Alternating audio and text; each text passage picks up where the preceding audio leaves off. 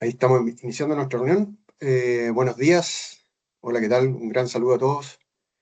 Eh, ya estamos iniciando nuestro webinar de biodiversidad y su paso de la teoría a la práctica.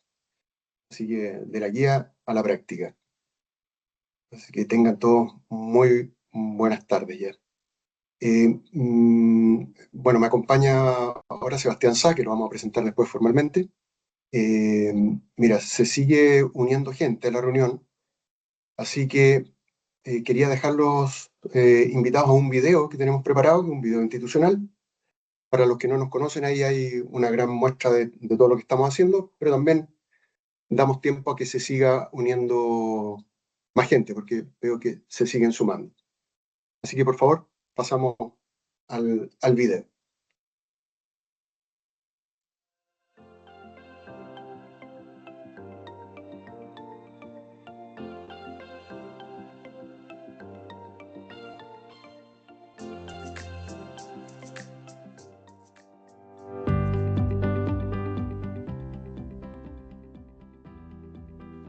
Somos ATM S.p.A., empresa líder en medio ambiente. Con más de 25 años de experiencia entregando soluciones integrales para mitigar o evitar afectar los ecosistemas en áreas de interés, destacando en nuestra asesoría los estudios de líneas de base y caracterización ambiental, el seguimiento, monitoreo y análisis de diversos componentes ambientales, la gestión, tramitación y obtención de permisos ambientales sectoriales, la implementación y ejecución de diferentes compromisos ambientales, las auditorías e inspección técnica, verificando el cumplimiento de las exigencias legales y contractuales, el diseño y ejecución de planes de cumplimiento, prestando también asesorías para el CIA y desarrollando estudios de investigación con fines de generar información aplicada al medio ambiente. Dentro de nuestros servicios destacan estudios para el sector agroeconómico y el apoyo a nuestros clientes en la administración de contratos. Trabajamos también en viverización y plantación de especies nativas, generando información valiosa sobre propagación y sobrevivencia de estos individuos. Aplicamos a nuestros servicios tecnología vigente y acreditada para el desarrollo de los diferentes proyectos en el área de medio ambiente. Nuestros servicios se complementan con el apoyo de un laboratorio equipado para el análisis de muestras en estudios de entomología, limnología y medio marino, fortaleciendo nuestra asesoría en la evaluación integral de los ecosistemas. Bienvenidos a nuestro webinar sobre compensación de biodiversidad en el CIA, de la guía metodológica a la experiencia aplicada.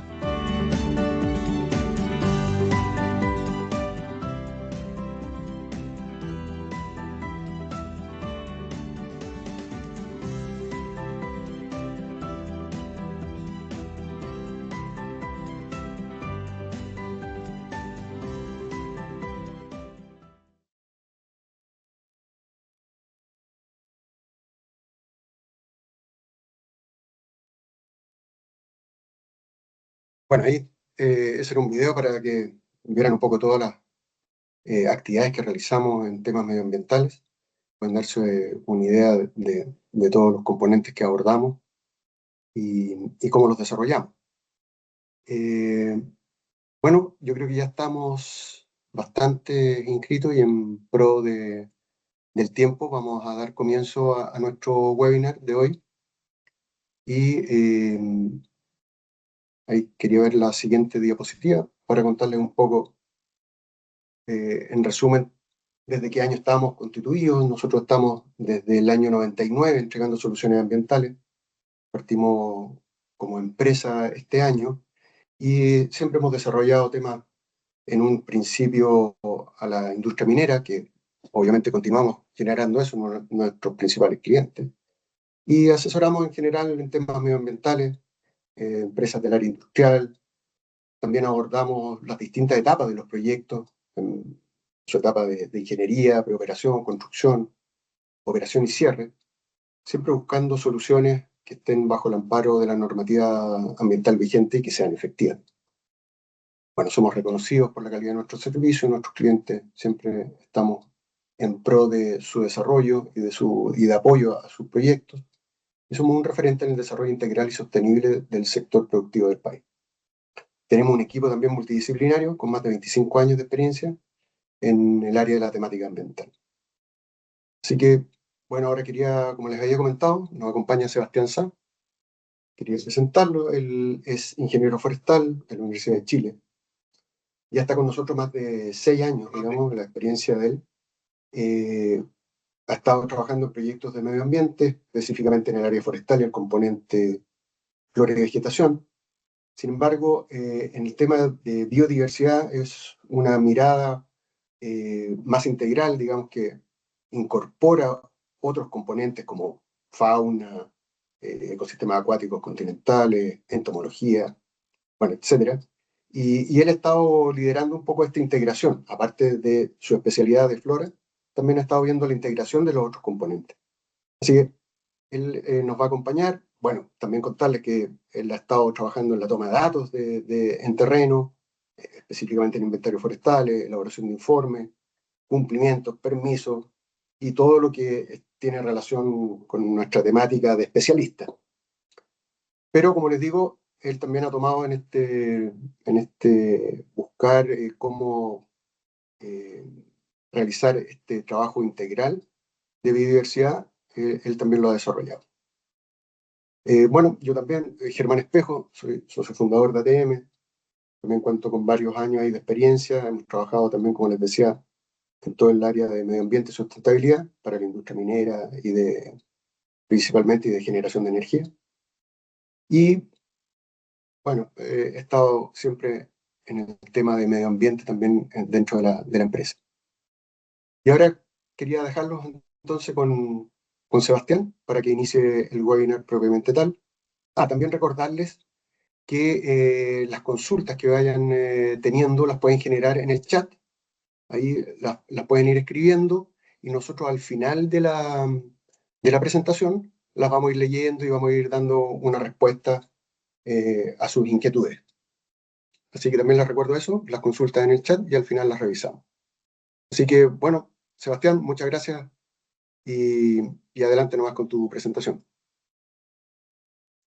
Bueno, muchas gracias Germán por la presentación y bueno, darle la más cordial bienvenida a todos y a todas a este nuevo webinar de ATM Consultores, en donde, bueno, en esta oportunidad vamos a compartir, ¿cierto?, cómo nosotros como empresa aplicamos esta última guía de compensación de biodiversidad del SEA.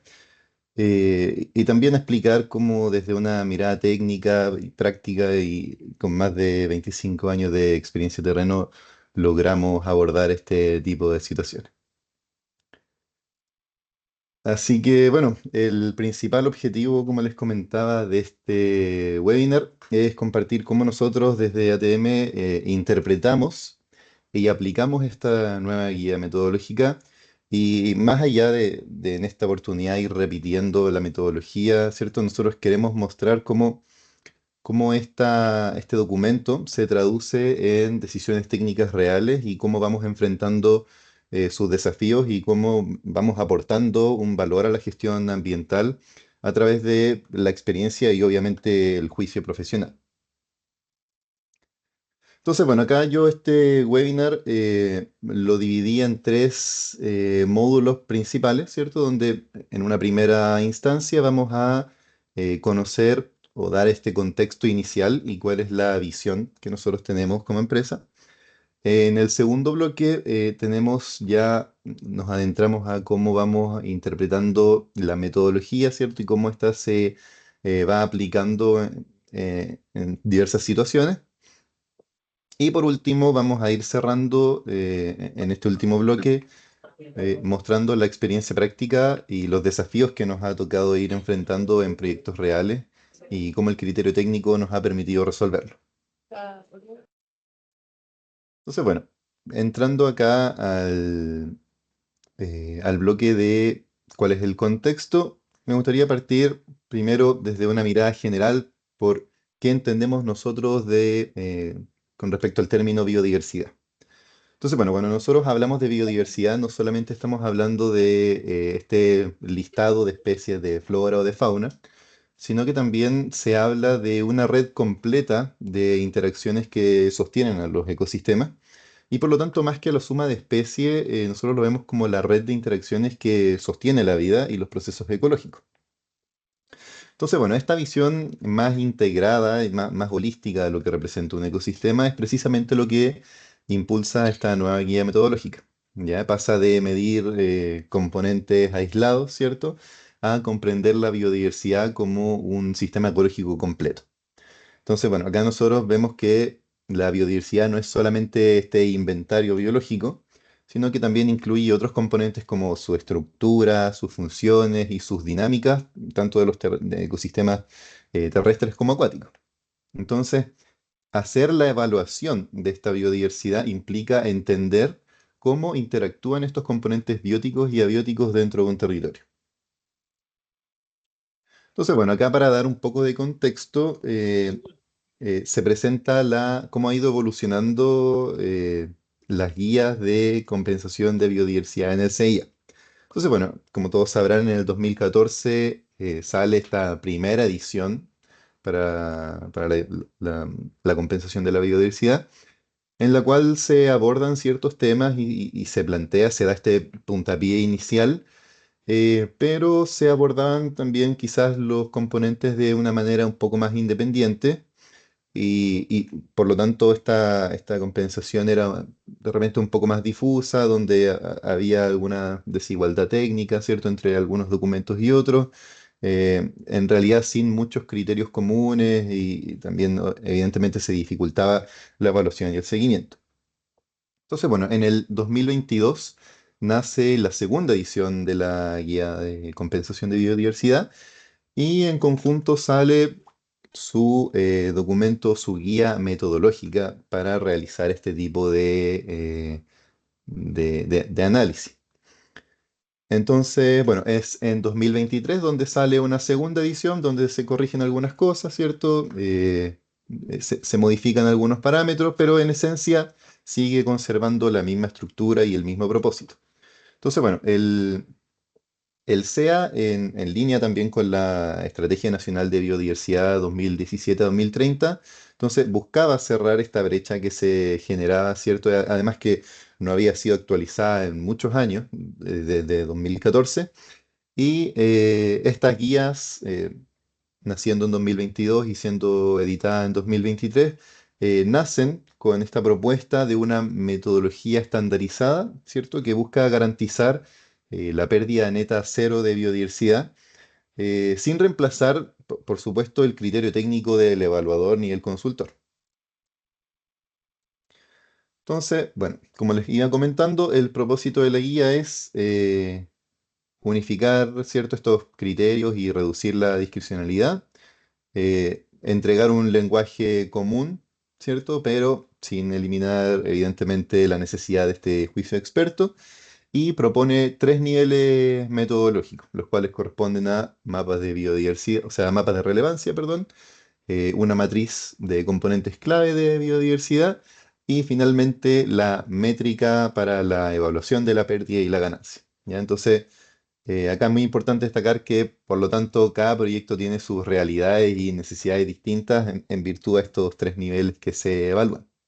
Entonces, por ejemplo, un ecosistema árido, ¿cierto?, con baja resiliencia versus un humedal alto andino, ambos requieren, evidentemente, lecturas técnicas diferentes. Entonces, por eso que nosotros en ATM no entendemos esta guía como un instructivo cerrado, donde va diciendo paso a paso específicamente lo que tenemos que hacer, sino que nos da un marco en donde nosotros nos tenemos que, evidentemente, adscribir a ciertas formas de evaluación, pero finalmente el criterio técnico y el juicio experto no es reemplazado por este documento. Entonces aquí a mí me gusta hacer una analogía en donde nosotros acá decimos que esta guía metodológica no es necesariamente esta receta para hacer un cake, ¿cierto? Donde te da todas las medidas de todos los ingredientes. No es como que esta guía te diga, tienes que usar sí o sí 2 huevos, tienes que usar 100 gramos de harina, tienes que colocar la masa al horno, ¿cierto? Por media hora a 150 grados. Sino que esto nos da un marco un poco más abierto, evidentemente más estructurado que la edición de 2014, ¿cierto? En donde nos dice, bueno, tienes que ocupar sí o sí huevos, tienes que ocupar sí o sí harina, tienes que ocupar sí o sí horno, ¿ya? Pero cuánto ocupamos de cada cosa es a criterio de los profesionales. Entonces, bueno, nuestra visión, y aquí quiero hacer un énfasis en que nuestro rol no es simplemente aplicar estas fórmulas que aparecen en la guía, sino que es conectar esta normativa con la realidad ecológica. Entonces, aquí es donde nuestro aporte combina el criterio técnico, ¿ya? ¿Cierto? Que es donde nosotros respondemos esta necesidad de juicio experto para definir ciertos parámetros, ciertas ponderaciones, criterios de equivalencia entre sitios, que justamente la guía solicita. Eh, por otro lado, también la experiencia en terreno, porque el levantamiento de información y respecto a la calidad de esos datos y la observación directa del ecosistema son esenciales para ir validando matrices y métricas. No todo, cierto, puede ser desde el escritorio. La adaptabilidad metodológica también representa el dominio en el uso de herramientas como lo que se nos propone en la guía, que es la matriz de componentes clave, la métrica de cuantificación y los mapas de relevancia. Y cómo nosotros, cierto, vamos utilizando cada uno de estos en base a, evidentemente, el ecosistema que estamos evaluando. Y por último, y creo yo uno de los más importantes, es el enfoque en la sostenibilidad. Y que aquí en este punto esto implica diseñar medidas que realmente logren la ganancia neta sostenida de esta biodiversidad con indicadores de seguimiento y adaptabilidad también frente a condiciones cambiantes, ¿cierto? El tema del cambio climático también que está muy en tema también dentro del mismo servicio. Entonces, ya dado este contexto, me gustaría pasar al segundo bloque, que es la parte ya metodológica, cómo nosotros interpretamos y vamos aplicando este documento. Entonces, bueno, aquí les recuerdo también que si van teniendo dudas, vayan dejándolas en el chat y nosotros al final de la presentación las vamos a ir contestando. Entonces, bueno, aquí, y esta quizás es la parte más técnica del webinar. Nosotros aquí en la parte derecha de la pantalla tenemos el diagrama de flujo que se nos presenta en la guía metodológica. Pero a mí me gusta resumirlo en este diagrama que yo tengo en la parte izquierda, que es muy simple, donde solamente se explican los 3 niveles que aborda la guía metodológica. Entonces, bueno, nosotros, como comentaba anteriormente, se evalúa en una primera instancia los mapas de relevancia, ¿cierto? Que estos son de la plataforma Simbio del Ministerio de Medio Ambiente. Posteriormente, nosotros, una vez evaluada esta revisión de los mapas, realizamos nuestra matriz de componentes clave de biodiversidad, la cual se realiza mediante información de las líneas de base, y por eso justamente también ahí comentaba la importancia de la calidad de esta información.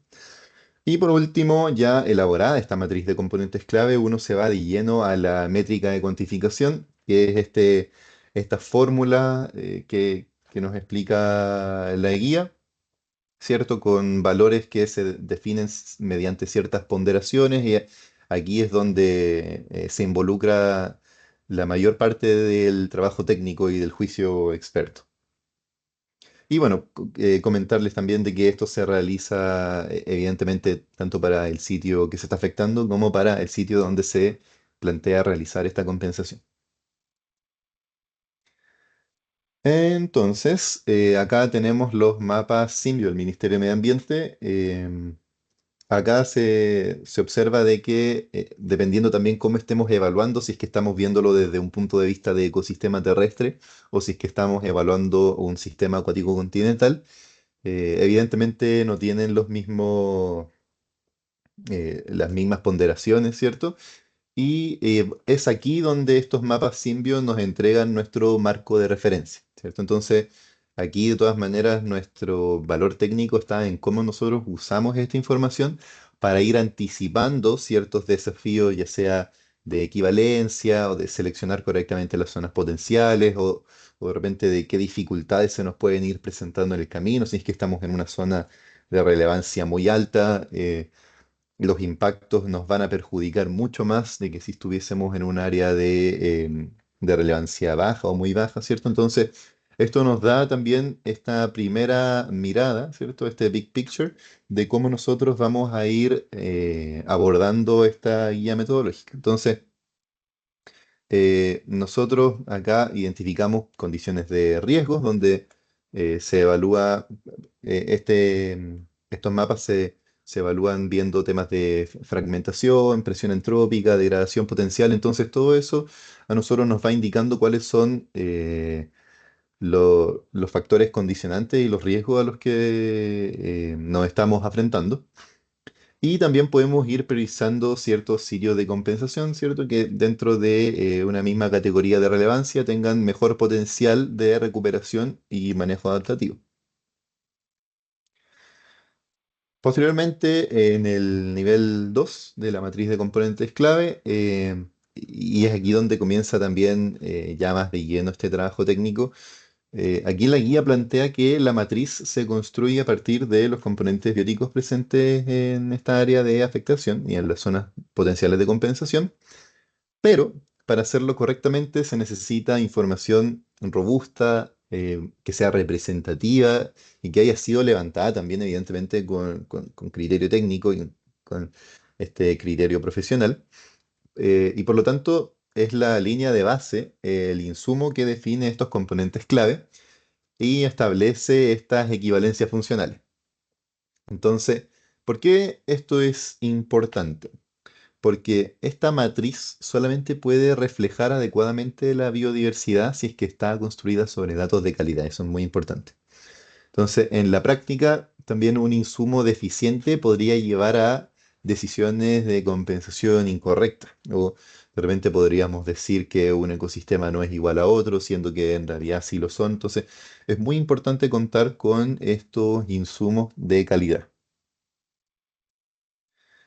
Ya, y bueno, una vez que nosotros contamos con esta información sólida de la línea de base, pasamos a la construcción de la matriz de componentes clave. Entonces, bueno, la guía del CEA, ¿cierto? Define esta matriz como una herramienta para identificar elementos de biodiversidad, como lo dice su nombre, que deben mantenerse o recuperarse en la medida de compensación. Entonces, en esta se incluyen especies, se incluyen comunidades, se incluyen ecosistemas de interés, considerando su valor ecológico, su vulnerabilidad y su irreemplazabilidad. Entonces, además de eso, nosotros, gracias al juicio experto, ¿cierto? Consideramos que la funcionalidad también de cada elemento dentro del ecosistema, es decir, este rol estructural que cumple, eh, es también un indicador de estos procesos ecológicos. Entonces, aquí esto es clave porque no todos los ecosistemas responden igual. Entonces, por ejemplo, un matorral esclerófilo degradado, por ejemplo, con una vega altoandina, no pueden evaluarse bajo la misma lógica, ¿ya? Y es ahí donde la experiencia también de nuestro equipo permite traducir la guía al contexto real e ir armando matrices de componentes clave que representen fielmente la dinámica ecológica de cada uno de los sitios. Entonces, una vez armadas las matrices, aquí es donde también el método necesita la experiencia, porque la guía establece que debe existir una equivalencia ecológica entre los componentes clave del área afectada y del sitio a compensar. Pero aquí incluso el propio documento reconoce que muchos ecosistemas son irreemplazables y que la coincidencia perfecta rara vez se logra. Ya entonces, en la práctica, alcanzar esta equivalencia total es muy difícil o incluso a veces imposible. Entonces, sobre todo cuando trabajamos con ecosistemas singulares o altamente específicos, y por eso más que buscar una similitud exacta, lo importante aquí en este caso es justificar esta funcionalidad ecológica. ¿Ya? Y de esta forma, aunque las matrices no sean 100% idénticas, el resultado sigue siendo ecológicamente válido y trazable y sostenible. ¿Ya? Y bueno, pasando al nivel 3 de la métrica de cuantificación, aquí no quiero profundizar tanto en las fórmulas, pero básicamente acá tenemos que la valorización de ciertos parámetros, con la justificación de los profesionales, ¿cierto? Más los multiplicadores M, que están dados bajo ciertas características. Incluso uno de estos multiplicadores se correlaciona directamente con el mapa de relevancia. Toda esta suma de fórmulas nos debe dar de que la ganancia neta de biodiversidad sea mayor al impacto residual. Entonces, bueno, acá efectivamente el cálculo es objetivo, o sea, las matemáticas son matemáticas y las fórmulas son fórmulas. Entonces, aquí nosotros vamos trabajando con fórmulas estructuradas que buscan ir cuantificando esta ganancia y esta pérdida de biodiversidad. Pero, y aquí este es el punto clave, los datos que alimentan a esas fórmulas evidentemente no son al azar. Y como mencionaba anteriormente, dependen al 100% del juicio técnico y del criterio profesional con el que se definen. Entonces aquí cada variable implica decisiones técnicas que deben estar sustentadas y justificadas. ¿Ya? Y finalmente también aquí lo importante es no solamente llegar al número, ¿cierto? No, aquí no estamos buscando que la ganancia nos dé o ir moviendo ciertos números para que la ganancia nos dé mayor a impacto residual, sino que realmente demostrar que el número representa una realidad ecológica o medidas que nosotros estemos proyectando que sean defendibles, ¿ya? Entonces acá me gusta destacar de que nosotros, acá en ATM, entendemos esta métrica como una herramienta de trazabilidad ecológica y no necesariamente como una planilla matemática o una serie de fórmulas, ¿ya? Entonces, acá cada resultado tiene que estar respaldado por evidencia técnica, por el juicio experto y por una consistencia metodológica, ¿cierto? Porque al final el valor del resultado no está en la fórmula, sino en la calidad de las decisiones que se sostienen. Entonces, y es precisamente aquí en este punto donde la guía pone este acento, este énfasis en el juicio experto, ¿ya? Entonces, el documento entrega un método estandarizado, sí, pero deja en claro que su aplicación requiere una interpretación técnica basada en el juicio experto. Entonces, la guía incluso explicita que los equipos deben contar con especialistas en biodiversidad y en experiencia de campo. Entonces, en ATM nosotros abordamos este desafío con estos equipos interdisciplinarios de biólogos, ingenieros agrónomos, ingenieros forestales, biólogos marinos, médicos veterinarios, entre otros profesionales, y vamos combinando este conocimiento técnico, la experiencia en terreno que ha tenido cada uno, y generamos esta lectura contextual del ecosistema. Y es justamente ahí donde nosotros también marcamos la diferencia, y es donde transformamos esta metodología estructurada, ¿cierto? En un proceso más sólido, más adaptado, más defendible y que tenga esta coherencia ecológica. Entonces, finalmente, el tercer y último módulo de este webinar, acá nosotros queremos transmitir las experiencias, los desafíos y los aprendizajes que nosotros hemos ido vivenciando a lo largo del tiempo. Entonces, bueno, y aquí también para dar un poquito más de contexto, durante los últimos años el SEA ha ido desarrollando, como todos sabrán, una serie de guías metodológicas que han ido elevando el estándar técnico, ¿cierto? Donde se evalúa biodiversidad, flora, fauna, humedales, ecosistemas terrestres, ruido, etcétera, entre tantos otros componentes. Y estas guías, si bien representan un gran avance porque nos permiten ir unificando criterios, ¿cierto? Ir perfeccionando la toma de datos, las justificaciones, ir dando mayor trazabilidad a la evaluación ambiental. En la práctica, en realidad, cada proyecto enfrenta realidades ecológicas distintas, y hay contextos que no necesariamente encajan a la perfección dentro de estos esquemas metodológicos, porque siempre acá en los ejemplos de esta guía todo funciona súper bien, pero es cuando uno realmente ya se pone a aplicarla, cuando uno se va encontrando con estas piedras de tope, ¿cierto? Que son justo cosas que no salen en el ejemplo. Entonces, es justamente ahí donde entra este juicio profesional, donde basado en la experiencia, nosotros podemos transformar estas guías, ¿cierto?, en herramientas operativas reales y que nos permitan cumplir con su propósito. Y en el caso de la presente guía, evidentemente, compensar la biodiversidad de forma efectiva. Entonces, en este bloque nosotros queremos compartir parte de esas experiencias y qué desafíos pueden ir apareciendo al aplicar la guía, cómo nosotros hemos ido enfrentando estos desafíos y qué hemos ido aprendiendo en el proceso. Entonces, aquí los desafíos frecuentes al ir aplicando la guía nos hemos encontrado con, primero cuando nos encontramos con ecosistemas de transición, ¿cierto? Aquellos que se ubican justo entre, por ejemplo, dos pisos vegetacionales. Uno podría tener una relevancia media y el otro piso puede tener una relevancia baja. Entonces, en teoría, la guía asume límites claros, ¿cierto? Estos mapas de relevancia que se ven muy bonitos, pero todos sabemos que la naturaleza no funciona con estas fronteras administrativas tan a detalle, ¿cierto? Y en estos casos, aquí lo importante es ir aplicando el criterio ecológico y entender qué proceso también va dominando en el sistema para poder ir definiendo correctamente estas unidades de análisis. También, por ejemplo, se da de que aparecen estos humedales o vegas de muy pequeña escala que muchas veces ni siquiera alcanzan una resolución cartográfica en estos mapas del Simbio. Sin embargo, ecológicamente pueden ser muy importantes, pueden ser claves para cierta área.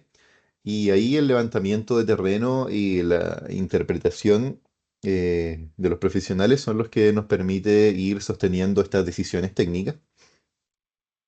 Otro desafío constante es la equivalencia ecológica rígida. Porque, bueno, aquí la guía plantea de que la compensación debe darse entre ecosistemas equivalentes, ¿cierto? A primera vista, de forma un tanto estricta, pero además la guía plantea de que esta coincidencia perfecta rara vez ocurre.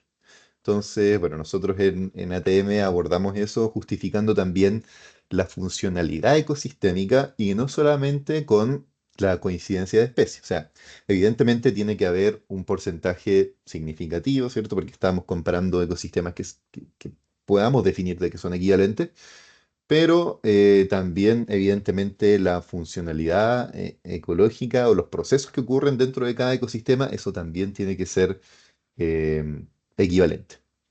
¿Ya?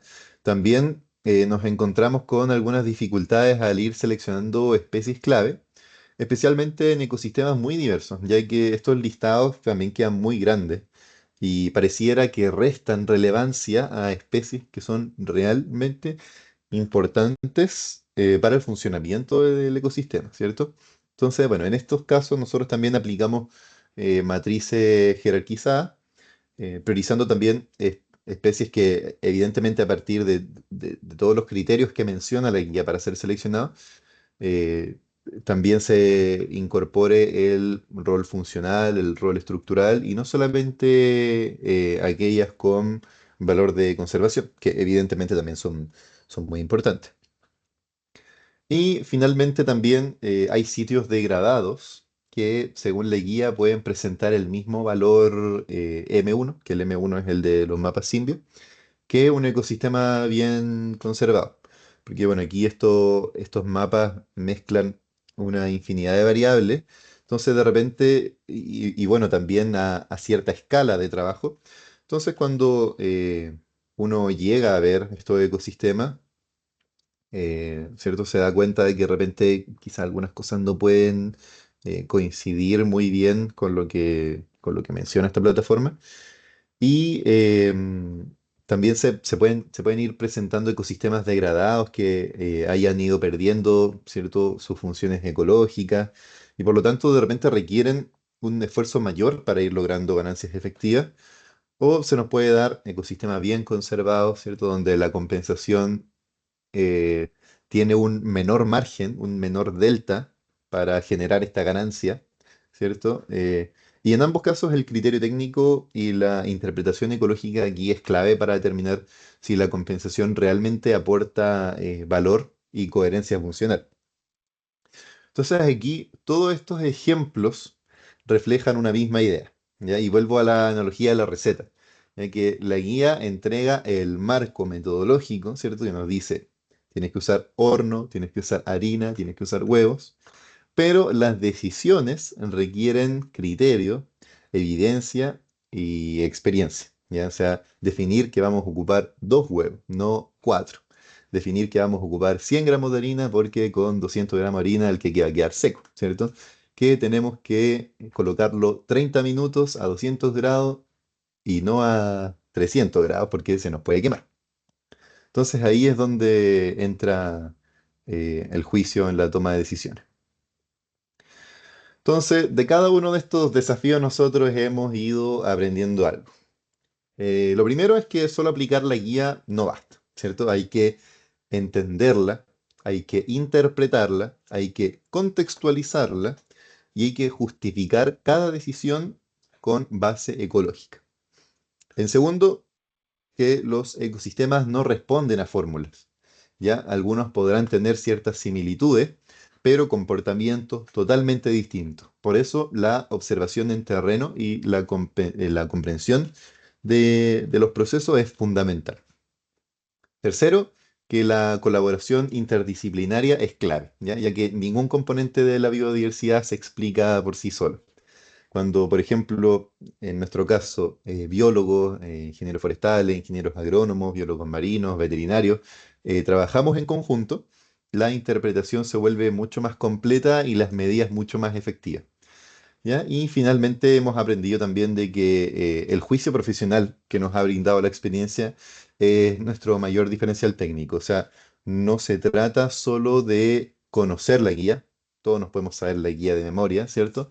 Sino que el saber aplicarla a distintos contextos, con diferentes exigencias, con diferentes ecosistemas, con realidades territoriales diferentes. Es ahí donde está la diferencia.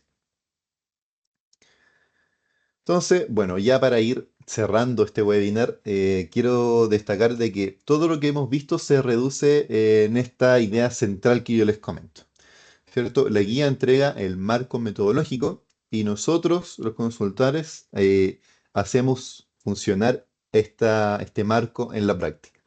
Ya por lo tanto, nuestro rol es combinar aquí estos tres pilares fundamentales que se muestran en pantalla, que son la rigurosidad metodológica, el conocimiento técnico y la experiencia de terreno para poder transformar esta estructura en medidas efectivas y medidas que sean sostenibles también en el tiempo. Entonces, en cada proyecto nosotros en realidad buscamos demostrar esta equivalencia real y trazable, además de evidentemente ir garantizando de que la compensación genere una ganancia neta de biodiversidad sustentada en evidencia. Entonces aquí a lo que voy es que el desafío no necesariamente es aplicar la guía o seguir la fórmula, ¿cierto? Sino que lograr de que efectivamente esta funcione y que se sustente. ¿Ya? Y es ahí donde el equipo de consultores, y nuevamente hago el hincapié, hace la diferencia. O sea, nosotros aplicamos la guía, por supuesto, pero sobre todas las cosas vamos aplicando criterio, conocimiento y experiencia. Y es justamente también lo que solicita la guía y lo que solicita el servicio. Entonces, esa es nuestra forma de aportar a la conservación y a la gestión de biodiversidad en Chile, contribuyendo evidentemente, muy importante, al mismo tiempo al desarrollo sostenible del país. Así que bueno, damos con eso por finalizada la presentación de este webinar y esperamos que haya sido un aporte para comprender mejor cómo se aplica esta guía metodológica del SEA segunda edición 2023 y cómo desde ATM trabajamos para que la compensación de la biodiversidad sea efectiva y sostenible. Así que les agradezco muchísimamente por su atención y por acompañarnos al día de hoy. Y ahora los dejo también con Germán, que va a coordinar la ronda de preguntas.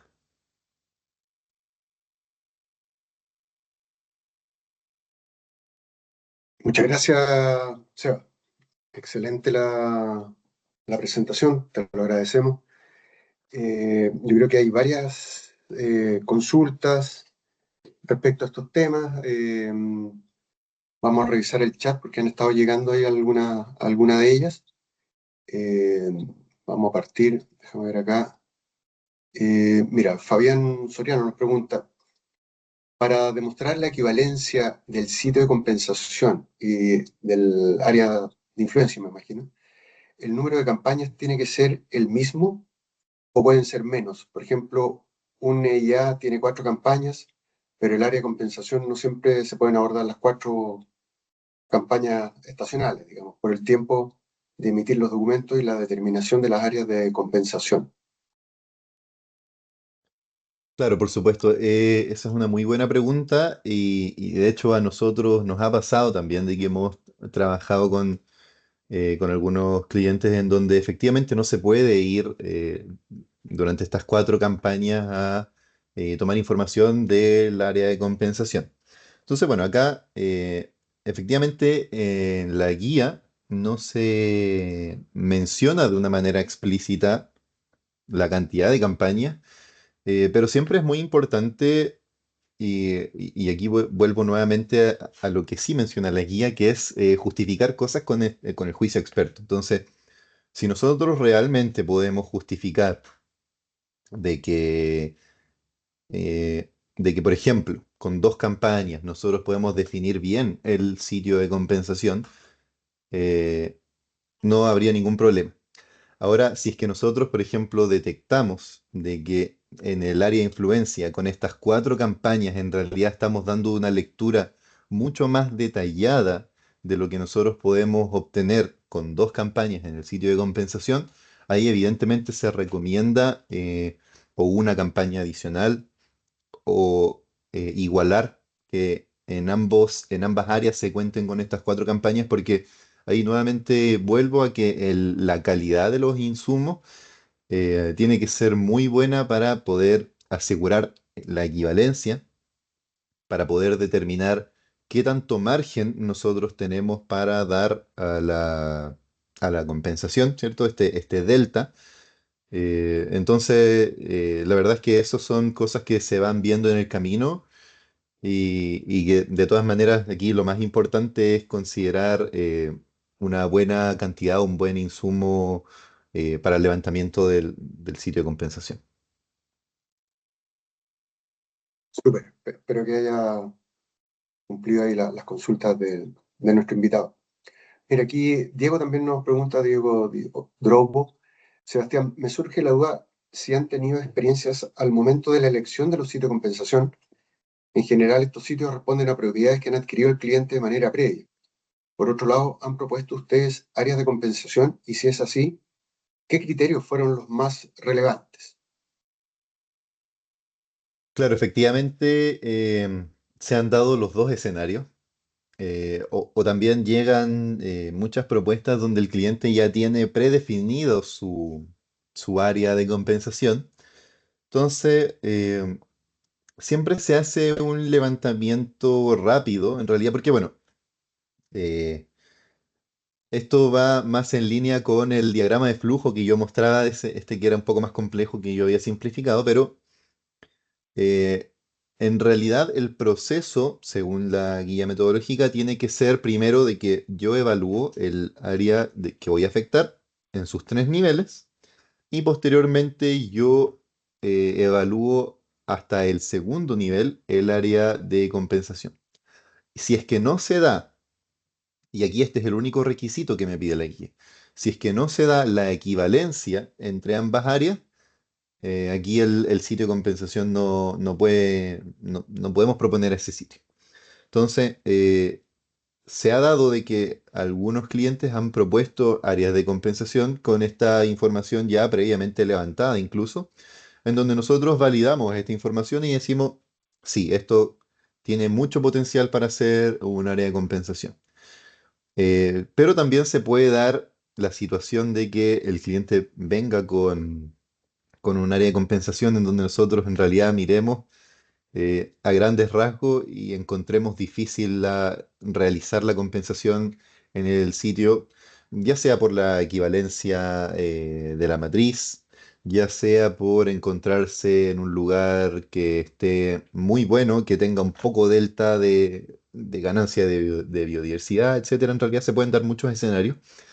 Y es ahí también donde nosotros realizamos este servicio de hacer esta búsqueda de cuáles son las áreas potenciales a considerar para este plan de compensación. Entonces, evidentemente aquí esto requiere posteriormente un análisis ya un poco más profundo, donde podamos contar con un input de líneas de base, ya sea también con líneas de base de proyectos anteriores, pero algo que nos dé una información previa con la que nosotros podamos sustentar si es que un área funciona o no como, como sitio de compensación en base a los requisitos que nos pide explícitamente la guía.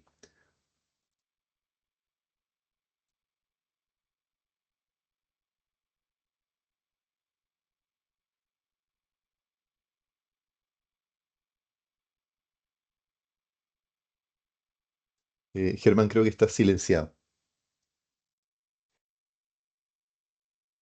Perdón, ahora sí. Te decía que Fabián, de nuevo pregunta. Para la elaboración de fragmentación de paisajes dentro de los índices A1, A2 y A3, la COD de Symbio es del 2020 y no se condice con lo encontrado. ¿Se sabe si existirá alguna actualización al respecto para no utilizar imágenes de otras páginas? Es bien técnico, hay un poco como cómo responde la información que tenemos con lo que encontramos en terreno. Claro, sí, evidentemente aquí cuando uno trabaja a nivel ya del componente A, ¿cierto? Que es el paisaje, aquí ya nos pusimos un poco más técnico. em, Acá, bueno, o sea, de partida también la guía nos dice que esta evaluación se hace a nivel de subcuenca, entonces, claro, de repente nos encontramos con o de repente como comenta acá Fabián, esta eh, desactualización, por decirlo así, ya que es información de hace 5 años atrás. Pero aquí efectivamente lo que nos dice la guía de que lo que manda es la información del SIMBE. Ya, entonces aquí eh, esta información, o sea, evidentemente acá esta información es referencial para ir viendo en este caso el multiplicador M1, pero también nosotros si contamos con una COT que es más actualizada, ¿cierto? Porque hacemos nosotros el levantamiento, etcétera, se puede justificar, evidentemente, de que vamos a usar esta información porque esta información la levantamos nosotros, porque esto es más actualizado, porque nosotros estuvimos ahí, ¿cierto? Hay que tener en consideración de que la información de Symbio se realiza muchas veces, o sea, gran parte de esta información está interpolada con distintos parámetros o distintos componentes, ¿cierto? Es un mix de diferentes componentes que se evalúan para poder ir dando ciertos índices ya sea de relevancia, etcétera. Entonces aquí, claro, lo más importante es que si nosotros estamos trabajando a detalle con cierta área, se puede justificar plenamente utilizar la información levantada, la información propia, ¿cierto? Justificando aquí nuevamente de que es porque es información más actualizada, de porque nosotros estuvimos en terreno, etcétera, etcétera. O sea, evidentemente eso se puede justificar al 100%. Perfecto. Mira, aquí Diego Hidrogo también nos pregunta, respecto a los ecosistemas de transición, que es lo que tú mencionabas en una diapo anterior, o áreas que se encuentran entre dos valores distintos de relevancia, según el mapa de la Symbiote. ¿Siempre se elige el valor más alto o depende del porcentaje del área que se encuentre en cada uno? Claro, eh, efectivamente estas son cosas que pasan, a nosotros nos ha pasado de hecho. em, y bueno, aquí en realidad la guía no menciona cómo abordarlo, o sea, te dice nomás de que si estás en tal lugar, tu valor M1 es tanto, y si estás en otro lugar, tu valor M1 es este otro. Entonces ahí es donde se complica un poco porque finalmente nosotros en la fórmula no podemos usar dos valores M1, solamente podemos usar un valor M1. Entonces ahí es donde netamente va a depender del juicio experto que esté, de las personas que estén realizando esta evaluación y de finalmente también cuáles sean los criterios a utilizar. O sea, aquí lo más importante es que si nosotros nos casamos con cierto criterio, usemos ese criterio durante toda la evaluación, ya sea para el área afectada como el área de compensación. Entonces aquí se pueden dar muchas alternativas en realidad. O sea, podríamos, por ejemplo, ponderar por superficie el valor M1. Podríamos derechamente ponernos el parche en teoría y utilizar el más alto, ¿cierto? O si está predominando el más bajo, podríamos justificar usar el más bajo. Si nosotros vamos a terreno y vemos que cierta superficie que se pasa a este piso vegetacional con una relevancia más alta, pero nosotros vamos a terreno y decimos, oye, esto en realidad es lo mismo que tenemos 1 kilómetro más allá. O sea, en realidad todo eso va a depender del contexto del proyecto. O sea, de lo que nosotros veamos en terreno, de qué nosotros creamos mejor para la evaluación y lo importante también ahí nuevamente es justificarlo bien y utilizar el mismo criterio, si es que se nos da, para el área que estamos evaluando su afectación, como para el área de compensación. Perfecto.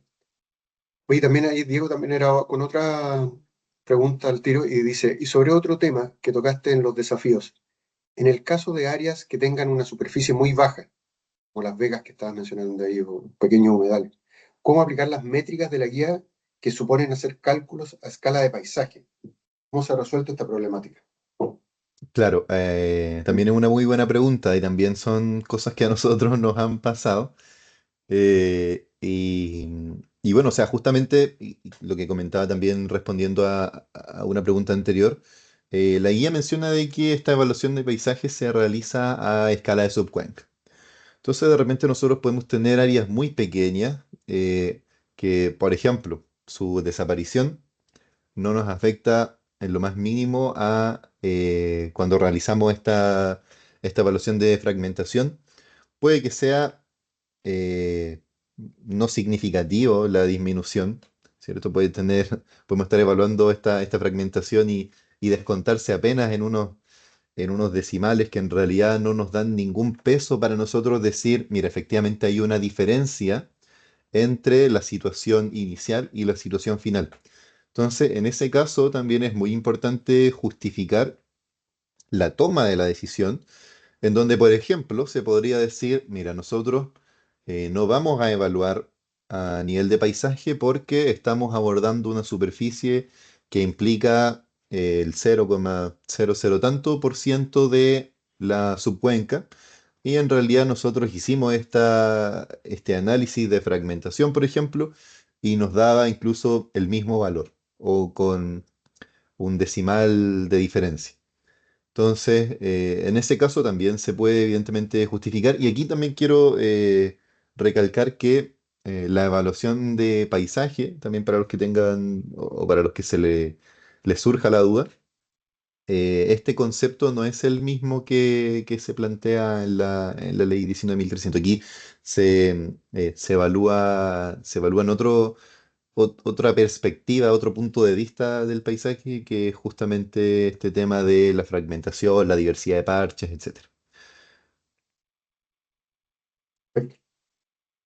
Fabián también aquí da como una acotación, dice, para los criterios de CONAF en compensación, esta guía también tiene que aplicarse, ya que en ciertos criterios de equivalencia se contradicen.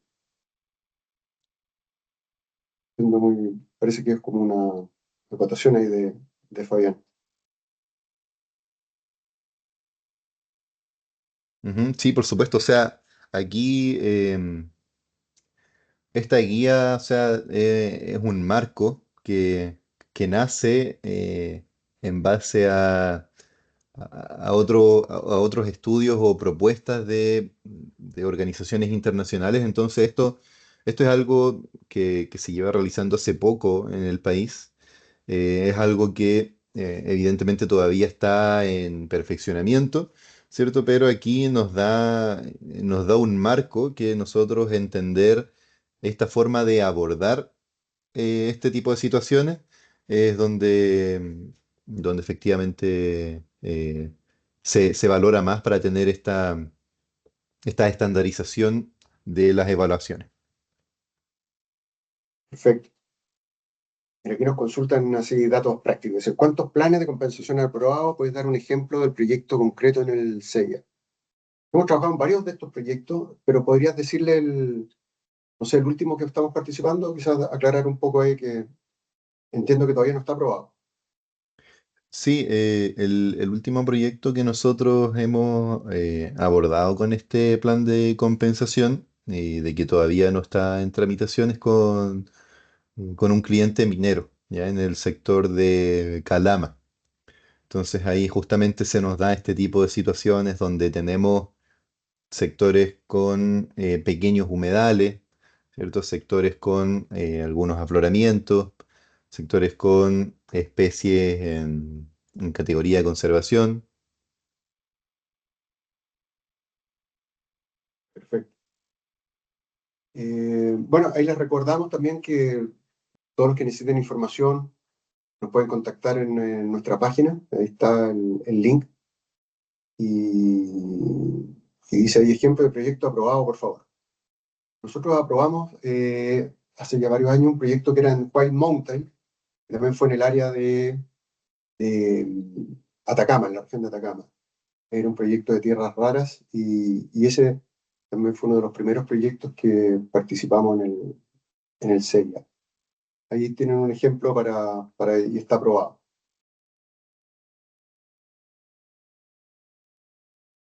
Parece que tenemos algunas otras preguntas. ¿Están sumando? ¿No? La última pregunta fue de Leonor Laera. Aprobado con plan de compensación. Sí, ahí está el plan de compensación aprobado. Eso. Si no hay más consultas, parece que estamos bien. Además que estamos bastante cerca de nuestro tiempo programado, así que bueno, quería agradecerle de todas maneras a todos su participación, su interés por estos temas, que son temas que se están desarrollando, son temas que están, ustedes ven, con alguna información que tiene que ser actualizada. El terreno siempre nos está mandando la información para justificar todos los trabajos. Es fundamental tener esa claridad en terreno para poder defender y poder justificar todas las decisiones que estamos tomando con esta aplicación de las guías. No solo en esta guía, sino en todas las otras que ha estado sacando el SER. Así que una vez más, nuestro agradecimiento a toda la participación, al interés que ha desarrollado este tema. Seguramente vamos a seguir haciendo nuestras sesiones de webinar para contarles cómo estamos enfocando, cómo estamos desarrollando estos nuevos temas que está pidiendo la autoridad. Ahí recordarles, están viendo en pantalla todos nuestros links ahí de contacto, pueden verlo a través del QR, nuestra página web, también un correo que es nuestro correo comercial para si tienen algunas dudas o quieren contactar algunos servicios, encantado de aclararlas. Y quería, por último, darles las gracias de nuevo a Sebastián, que es nuestro especialista en estos temas y que ha ido también creciendo un poco a medida de cómo se van desarrollando estas nuevas temáticas dentro de nuestros estudios ambientales y nuestra asesoría a nuestros clientes. Así que muchas gracias a todos. Habían preguntado también al principio si esto estaba siendo grabado. Sí, efectivamente se grabó y posteriormente en unos días va a estar arriba en nuestra página web y en nuestras redes sociales. Así que ahí pueden ver el detalle también de la presentación y los dejo invitados también a que nos contacten por cualquier duda que tengan o necesidad de servicio. Así que muchas gracias. Un gran abrazo a todos. Gracias, Sebastián, una vez más. Y te dejo ahí para que te despidas de la audiencia. Sí, muchas gracias, Germán. Muchas gracias a todos por su presencia el día de hoy. Y claro, ahí también respondiéndole a Gino Olivares. Sí, este video va a quedar disponible, así que ahí también nosotros vamos a estar en nuestro canal de YouTube, tengo entendido, va a estar disponible para su revisión, cuantas veces quieran. Así que muchas gracias a todos y que Excelente. tengan buen día, buen fin de año, que tengan felices Sí. fiestas. Bueno, muchas gracias, Seba. Igual, Muchas muchas gracias. Nos gracias. vemos. Gracias. Muchas Nos vemos. Chao, gracias. chao. Gracias. Muchas gracias.